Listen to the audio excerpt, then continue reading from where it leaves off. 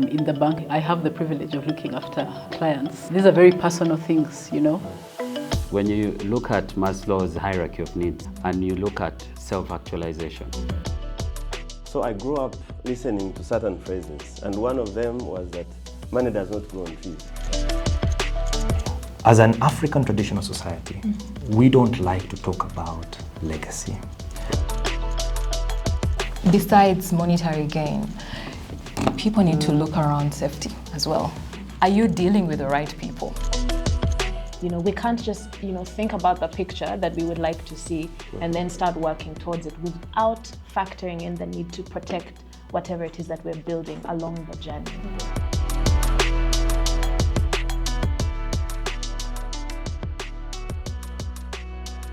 And there is some cheap talk going around which can easily take you up. That if that money cannot solve your problems, eat that money. Simanya abana barizimba mu rweye mba abari banamanyi bariyingira amaje abarufuna sente bayamba abalala. No, I don't think it should be the approach. It is because you're living in the moment right now. Like we said, somebody paved the way for you. Now it is your time to pave a way for somebody who will come after you, so that you make their lives a bit easier. Because wealth is a lifetime journey. And it cannot be rushed. The same way I think we have parents in the room, the same way you cannot rush your child from learning how to crawl to starting to run. But you give them time, you put supporting systems. So I think the mistakes that we're making is we want to get rich very fast, and we forget that it is a journey, and it starts with planting that seed of investment. And they've already given us a few options, and we don't want to demystify the details right now. But I can tell you that Chad has helped me before. We were discussing before we came, and they're saying, by the way, your coupon must be maturing around this time. He's going to tell us about that coupon. So you have to take the step to start growing your investment portfolio. And sometimes we want to grow, to start from a very big level, and yet you can start from where you are. So I think those are the simple mistakes that we are making, but we still have the time to have this position reverted. Correct. And just building up from what Ivan was saying, for me, I think to his last point, you need to start now. I know there's this whole misconception that, you know what, investment, very sophisticated thing. I need to first amass a particular amount of money before I start on this journey. And I'm here to say no, that's not the case. Yeah? There is always a place for you to start, regardless of what you currently have in your hand. I think the whole point around legacy is how can I use what I have now to pass it on to the next generation, to do something that lives beyond me. I think we've established that from our previous discussion.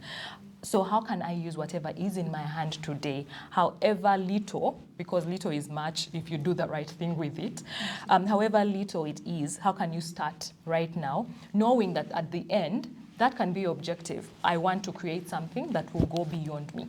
So how do you start now with whatever is in your hand to start working towards that goal?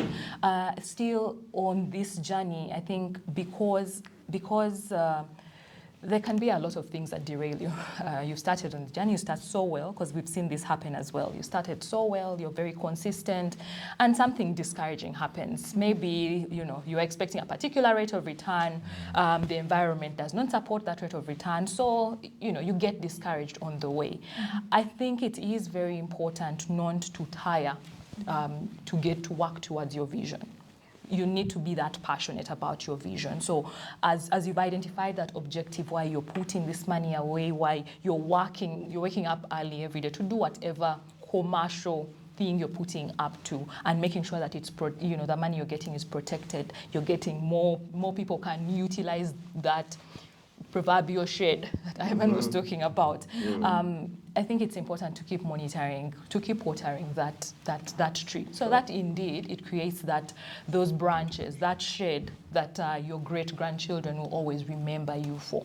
So don't just put the money there and be discouraged because it has not earned or gotten you to where you wanted to go, but keep at it. monitor and make sure that it is going to get to what you want it to actually achieve for you. Wow. This is powerful. Laser focus. There's also postponing to plant the tree. The seeds. Every time you look out the window, you imagine yourself with a tree and you're seated in the shade, but you just never act on it. So. Absolutely. One of the conversations I've had, popular opinions is that, as you said, you start wherever you are, and even with 100,000 shillings, because let's start there. I think one of the pieces of information I've found to be useful is let's work with percentages. Okay?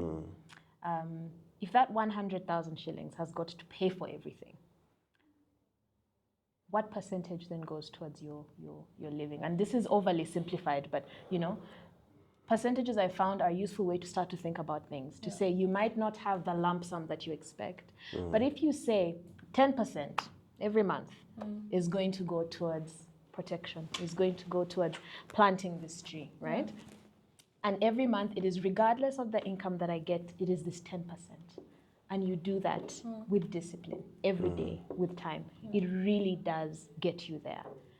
So I really love that. Chad, I want to come back to you and say, beyond monetary gains, what aspects should people look at when they're starting on this investment journey? We've said that, okay, let's do a little bit every month.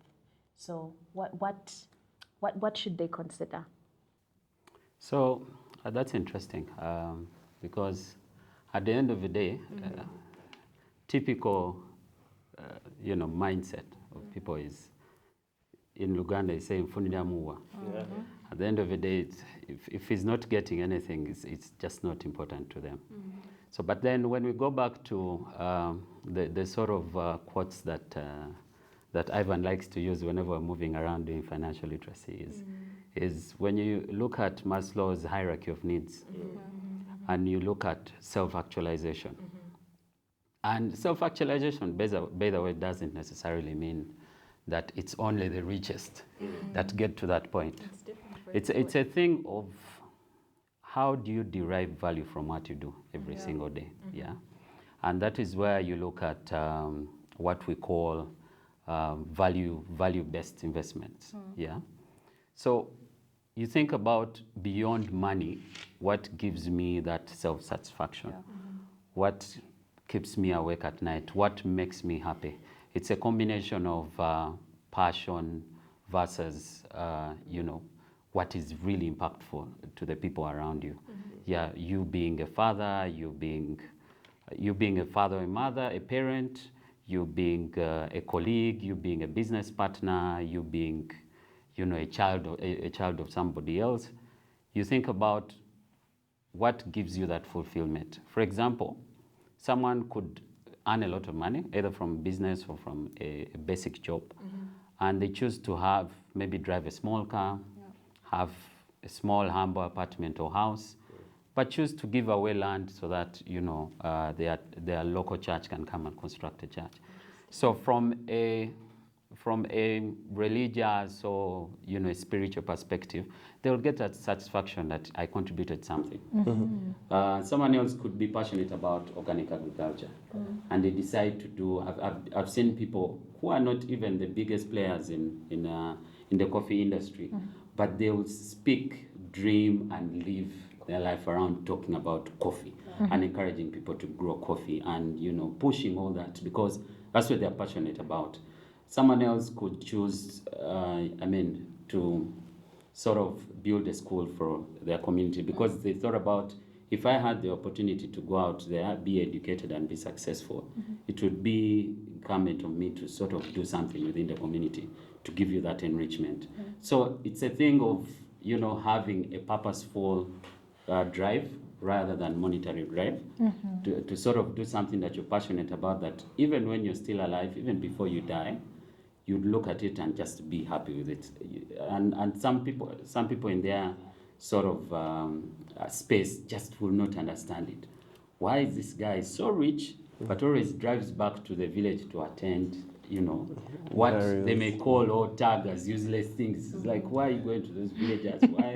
Why are you attending these church things? Why are you doing what? But, you know, guess what? That is what makes them happy. They actually leave behind a legacy, which is exactly what we're talking about today. So having that value-based investment approach is very key, and it gives you more fulfillment over and above the monetary gain. Because just like Salima said, if you get into a certain market, a certain asset class that they've painted a very good picture for you, and then you wake up one morning and it's just not cutting it for you, what's that other thing that will give you that fulfillment or that self-motivation?